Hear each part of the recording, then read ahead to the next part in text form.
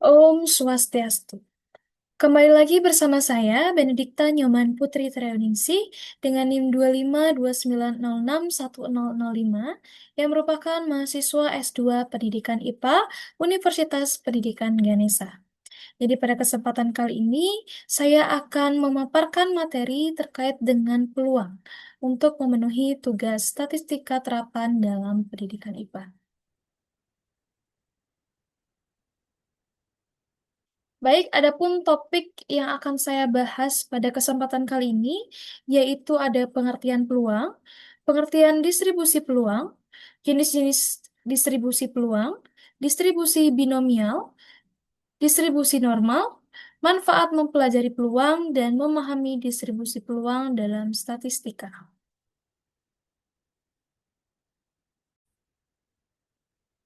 Baik, kita masuk pada topik yang pertama, yaitu terkait dengan pengertian peluang.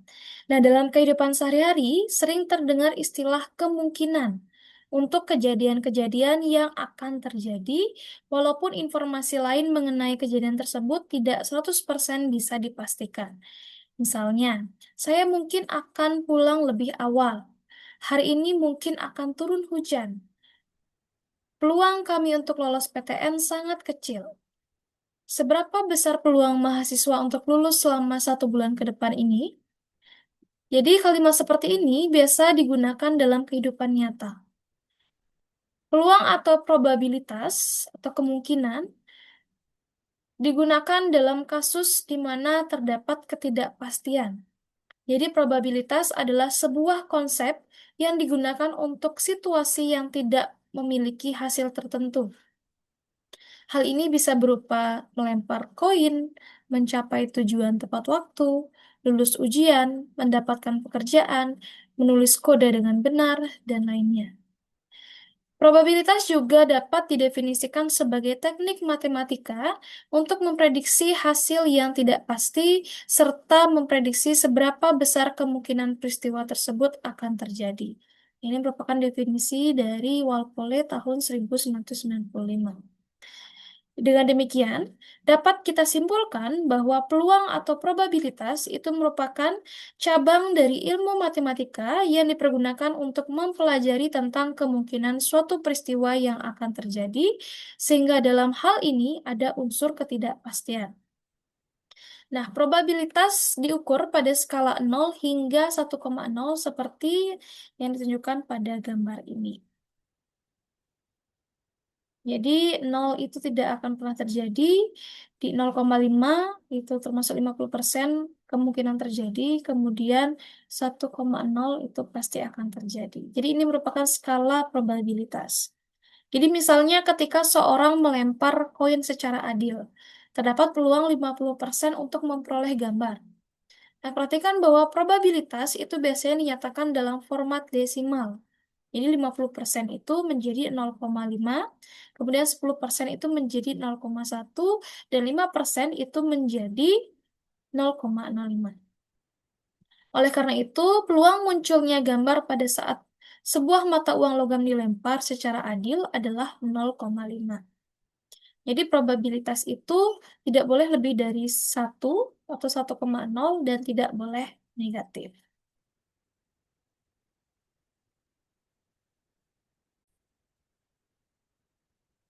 Baik, jadi dalam peluang atau probabilitas ini terdapat beberapa istilah.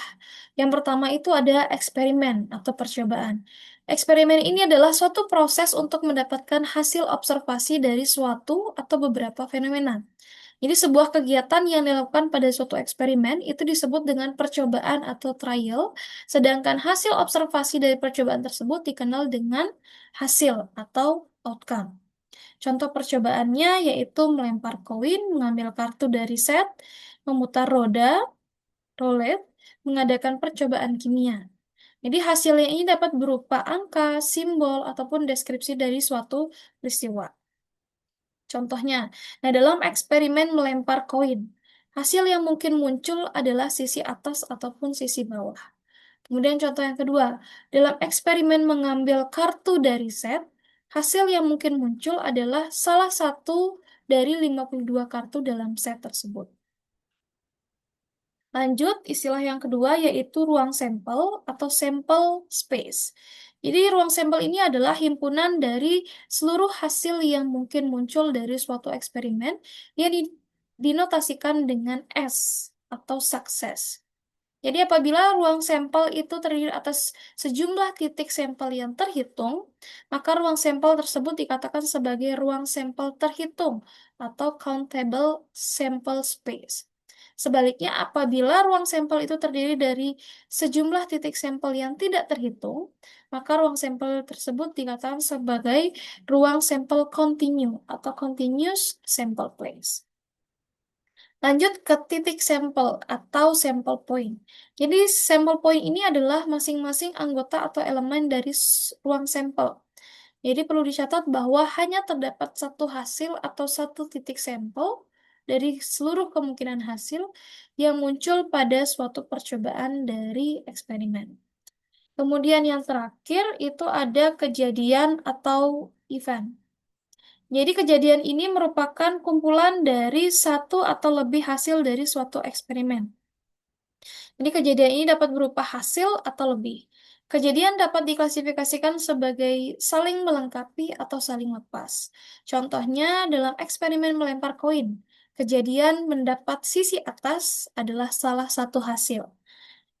Kemudian dalam eksperimen mengambil kartu dari set, kejadian mendapatkan kartu AS atau AS atau mendapatkan kartu berwarna merah adalah dua kejadian yang saling lepas.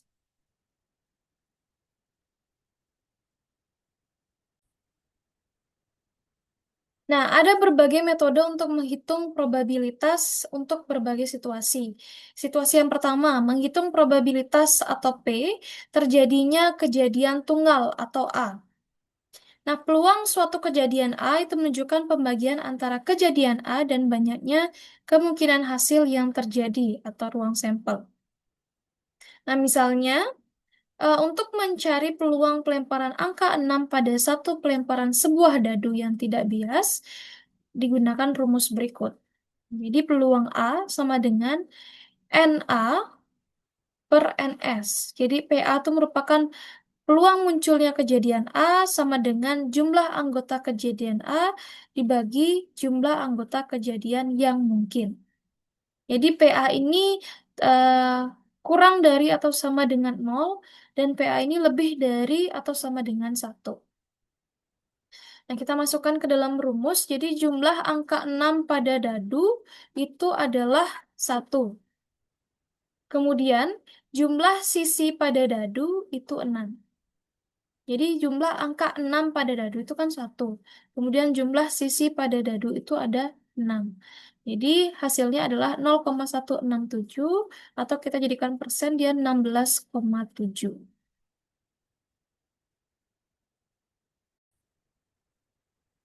Baik, kita lanjut pada metode perhitungan probabilitas yang kedua, yaitu menghitung probabilitas kejadian A dan kejadian B terjadi. Jadi peristiwanya itu bersifat independen. Nah, misalnya jika terdapat dua paket kartu yang identik, paket A dan paket B, berapa peluang terambilnya kartu A sekop dari kedua paket tersebut? Jadi ada dua paket, jadi berapa peluang diambilnya kartu A sekop dari kedua paket tersebut? Kita menggunakan rumus ini, jadi peluang A dikali dengan peluang B. Peluang A itu, jadi satu kartu yang diambil dari paket kartu berisi 52 kartu. Jadi 1 dibagi 2, yaitu 0,0192. Kemudian peluang B juga sama, jadi diambil satu kartu dari 52 kartu, jadi 1 dibagi 52 yaitu 0,0192. Sehingga setelah dikali itu hasilnya 0,00037. Jadi peluangnya 0,00037.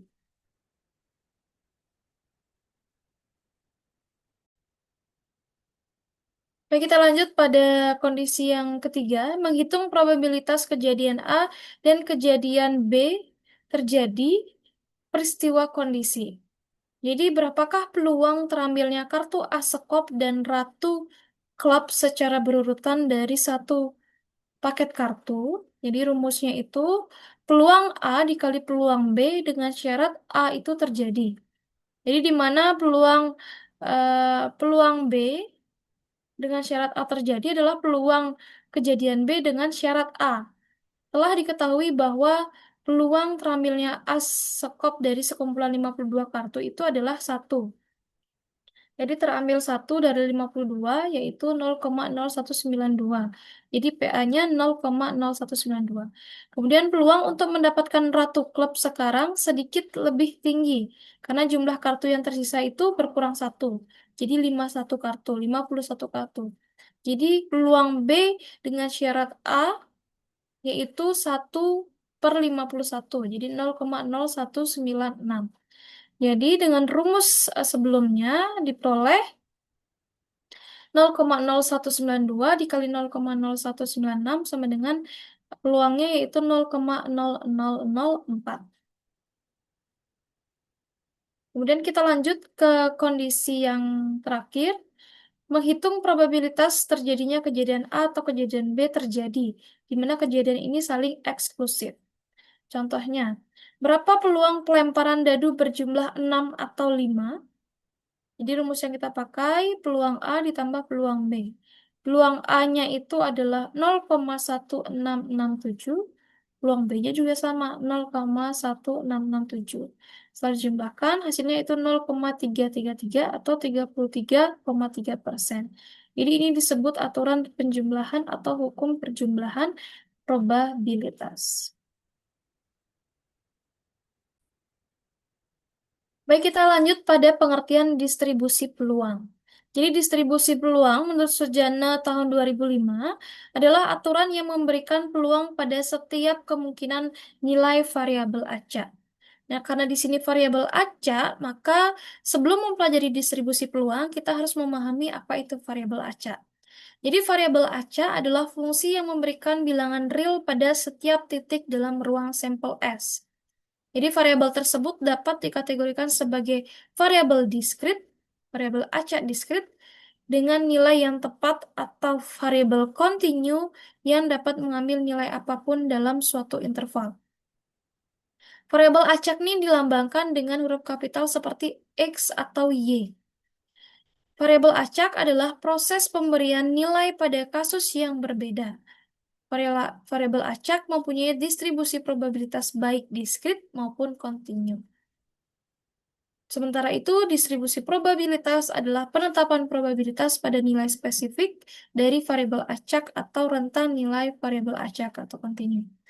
Jadi variabel acak diskrit itu nilainya terhitung atau countable. Jadi dapat dihitung. Biasanya itu adalah bilangan bulat seperti jumlah mata dadu 1 sampai 6 dan jumlah mahasiswa yang lulus. Ada 0 atau tidak lulus, 1, 2, 3 dan seterusnya.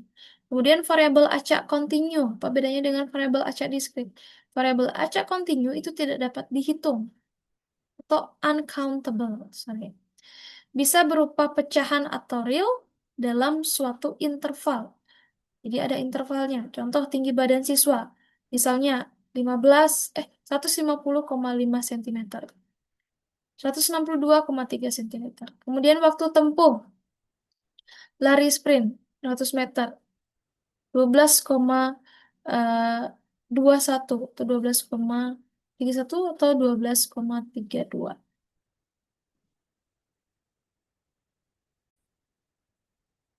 Selanjutnya ada pun jenis-jenis dari distribusi peluang.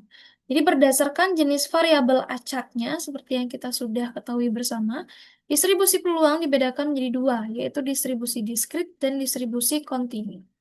Nah, ini sudah saya bedakan menjadi satu satu tabel.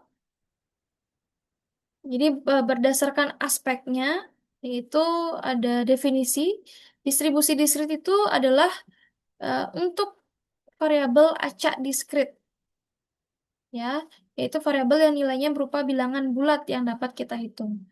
Sedangkan distribusi kontinu adalah untuk variabel acak kontinu, yaitu variabel yang nilainya berupa bilangan real dalam suatu interval, jadi tidak dapat dihitung. Kemudian berdasarkan nilai variabelnya. Jadi distribusi diskrit itu hanya dapat mengambil nilai tertentu. Misalnya 0, 0, 1, 2, 3, dan seterusnya. Kemudian distribusi kontinu dapat mengambil nilai dalam rentang atau interval yang tidak terhitung banyaknya. Kemudian probabilitas titik. Jadi probabilitas pada titik, suatu titik yaitu Px sama dengan X kecil, mungkin itu lebih dari 0, lebih besar daripada 0. Sedangkan distribusi kontinu, probabilitas suatu titik Px sama dengan X selalu 0. Probabilitas dihitung dalam interval. Kemudian cara menghitung untuk distribusi diskrit itu menggunakan probability mass function atau PMF. Kemudian untuk distribusi kontinu menggunakan probability density function atau PDF. Kemudian jumlah probabilitasnya untuk distribusi diskrit yaitu sama dengan 1. Untuk distribusi kontinu, luas total di bawah kurva fungsi kepadatan sama dengan 1. Kemudian contoh distribusinya. Distribusi diskrit itu contohnya ada Bernoulli, binomial, multinomial, dan Poisson. Sedangkan distribusi kontinu, contohnya itu ada distribusi normal, eksponensial, T student, C kuadrat. Nah, untuk contohnya bisa dilihat di sini. Ini jumlah siswa yang lulus ujian, jumlah pelanggan yang datang ke toko, sedangkan distribusi kontinu itu bisa nilai ulangan siswa, tinggi badan, berat badan, dan lain sebagainya.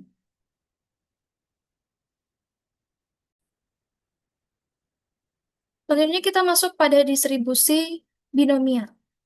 Jadi binomial ini berasal dari dua kata, yaitu bi yang artinya dua, dan nomial yang artinya kondisi. Jadi distribusi nomial itu adalah distribusi peluang diskrit, ya, karena dia termasuk eh, variabel acak diskrit yang menggambarkan peluang sejumlah sukses tertentu dari n percobaan, di mana nominal atau kondisi di sini kan ada dua. Jadi kondisinya itu adalah sukses ataupun gagal. Jadi saya ulangi, distribusi binomial adalah distribusi peluang diskrit yang menggambarkan peluang sejumlah sukses tertentu dari n percobaan, di mana setiap percobaan hanya memiliki dua hasil, yaitu sukses ataupun gagal. Contohnya, jika sebuah koin atau mata uang rupiah dilempar, hanya ada dua kemungkinan, yaitu gambar ataupun angka. Dan jika ada eksperimen yang dilakukan, maka hanya ada dua kemungkinan, sukses atau gagal. Nah, distribusi ini juga disebut distribusi probabilitas binomial. Nah, adapun syarat dari distribusi ini, yang pertama, percobaan dilakukan sebanyak n kali atau n percobaan. Kemudian tiap percobaan hanya ada dua kemungkinan hasil, yaitu sukses atau gagal. Peluang sukses tetap sama dengan P, peluang gagal yaitu Q sama dengan 1 min P. Kemudian, setiap percobaan bersifat independen, artinya percobaan tersebut tidak dipengaruhi dan tidak memengaruhi hasil percobaan yang lainnya. Kemudian yang kelima, banyaknya X sukses pada N kali percobaan dinyatakan sebagai probabilitas acak binomial.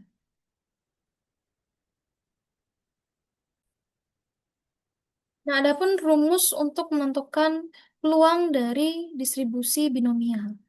Itu ada P, X sama dengan K, sama dengan, nah ini merupakan rumus kombinasi NK, kemudian P pangkat K, 1 min P dikali 1 min P, pangkat N min K. Jadi N itu adalah jumlah percobaannya, K itu jumlah suksesnya, P itu peluang suksesnya, Q itu seperti tadi, 1 min P itu sama dengan peluang gagal.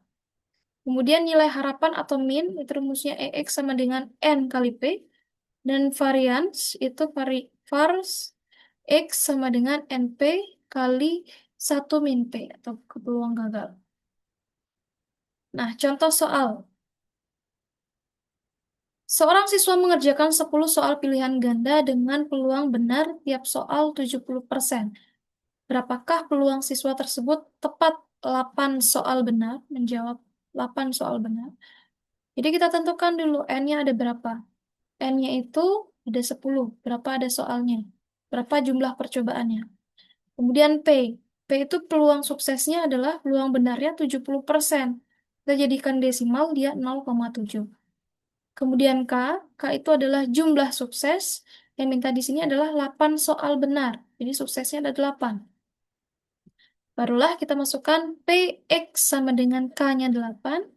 Kemudian ada rumus kombinasi 10/8 kali 0,7 dikali eh, K, K-nya itu 8 dikali 0,3. Ya, jadi 1 dikurangi 0,7 kan 0,3 pangkat N min K-nya itu 2. 10 dikurangi 8, 2. Kemudian hasilnya dari kombinasi ini 45. Kemudian 0,7 pangkat 8, 0,05765. 0,3 pangkat 2 yaitu 0,09. Kemudian PX 8 sama dengan 45 dikali 0,05765 dikali 0,09 sama dengan 0,2355. 2335.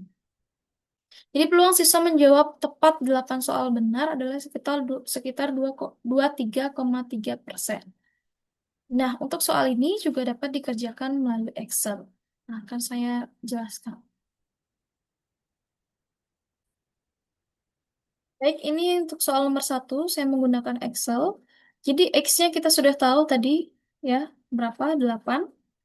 Kita masukkan dulu. Kemudian N-nya berapa? N-nya 10, berapa jumlah percobaannya 10. Kemudian P-nya, peluangnya ada 0,7, 70% berarti 0,7. Kemudian K-nya ada 8 ya, atau X. Sama saja. Jadi rumusnya untuk mencari adalah sama dengan binom dist, kemudian kurung buka, B7, koma, B8, koma, B9, koma, kita pakai kumulatifnya, yaitu kita pakai false. Kurung tutup, enter. Jadi ketemu 0,23347. Nah, ini kita jadikan persen berapa? 0,23347. Ini berapa persen dia dapat? Yang salah ya.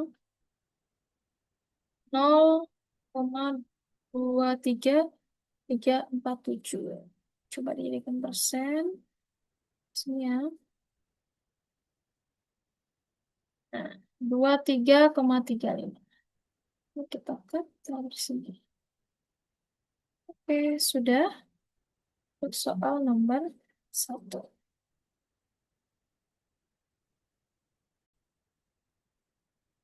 Baik, untuk soal nomor 1 tadi sudah terjawab ya. Kita lanjut ke soal nomor 2.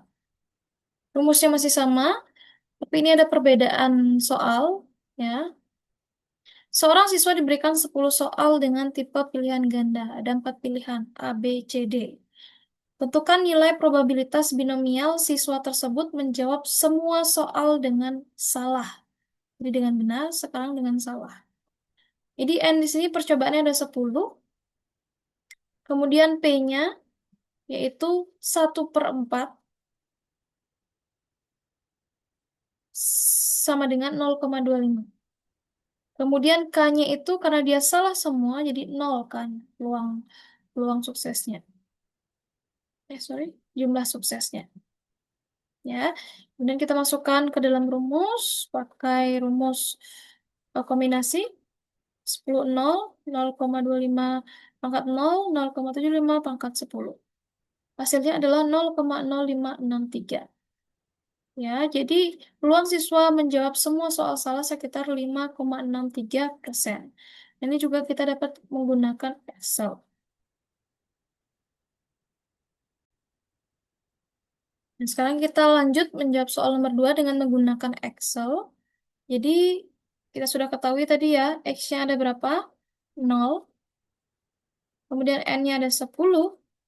Dan P-nya ada 0,25. Kita masukkan lagi rumusnya, binom, dist, pembuka, X, N, sama P. Kita pakai false lagi. Jadi, hasilnya 0,05631. Kita jadikan dia persen.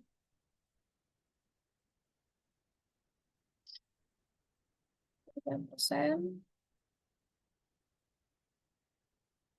Langsung di sini aja ya. Sorry. Ini 1% ya.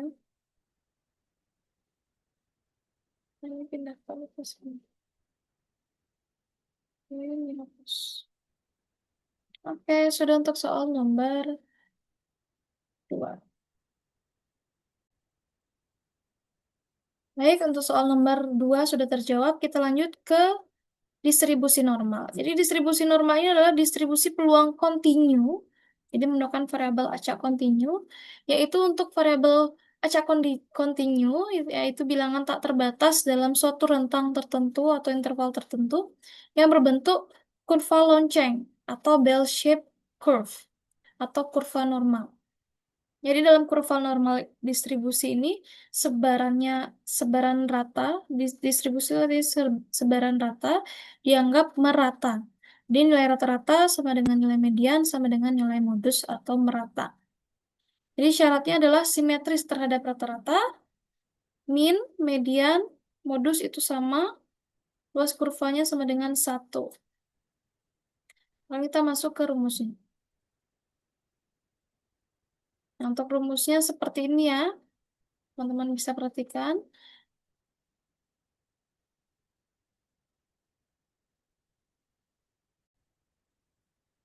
Nah, jadi kita mengubah distribusi normal umum ini, rumus ini, yang memiliki rata-rata atau mu, dan standar deviasi atau sigma menjadi bentuk distribusi normal standar yang memiliki rata-rata, mu sama dengan 0, dan standar deviasi sigma sama dengan 1. Caranya yaitu dengan mengubah variabel acak X menjadi Z dengan transformasi.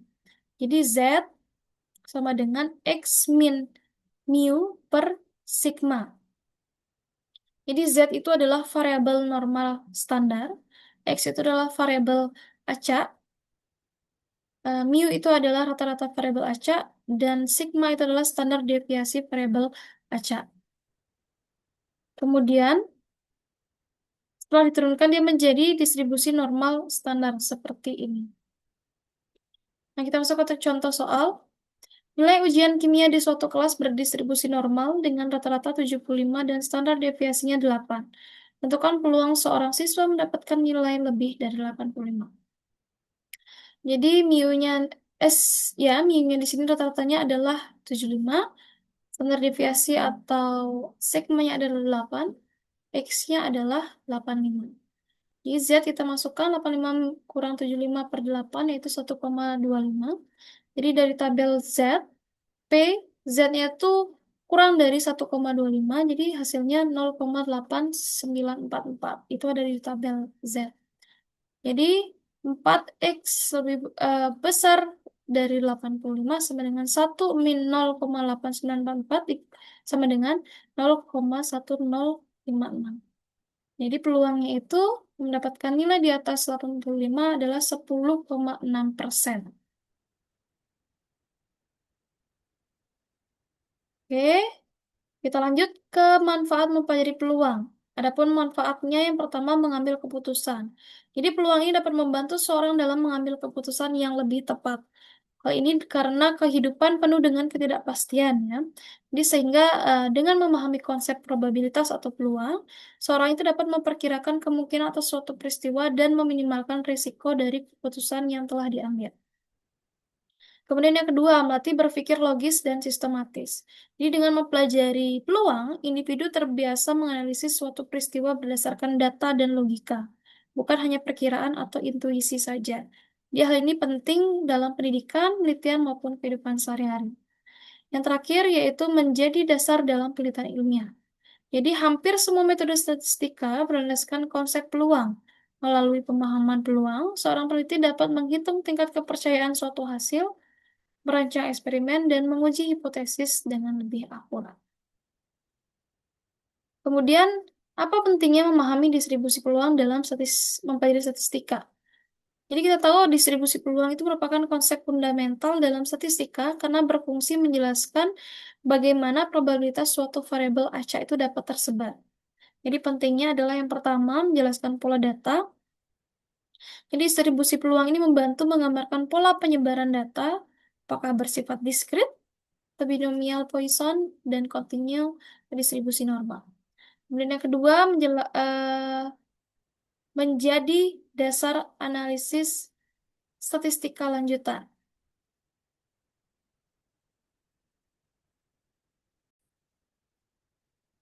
Baik, jadi yang kedua menjadi dasar analisis statistika lanjutan. Jadi, banyak metode analisis dalam statistika seperti UJT, ANOVA, dan regresi itu memerlukan asumsi tertentu mengenai bentuk distribusi data. Misalnya data berdistribusi normal. Jadi, jika distribusi peluang tidak dipahami atau diabaikan, hasil analisis dapat menjadi tidak akurat dan menghasilkan kesimpulan yang keliru. Kemudian yang terakhir, mendukung pengambilan keputusan berbasis data. Jadi dalam pendidikan maupun penelitian, distribusi peluang ini membantu memprediksi kemungkinan suatu hasil dan menilai variasi data, sehingga keputusan yang diambil menjadi lebih akurat dan dapat dipertanggungjawabkan. Baik, sekian pemaparan materi saya terkait dengan teori peluang. Mohon maaf apabila ada kesalahan kata dan kekeliruan dalam penyampaian materi. Semoga dapat bermanfaat bagi kita semua. Terima kasih atas perhatiannya dan saya ucapkan Param Santi, Om Santi Santi Santi Om.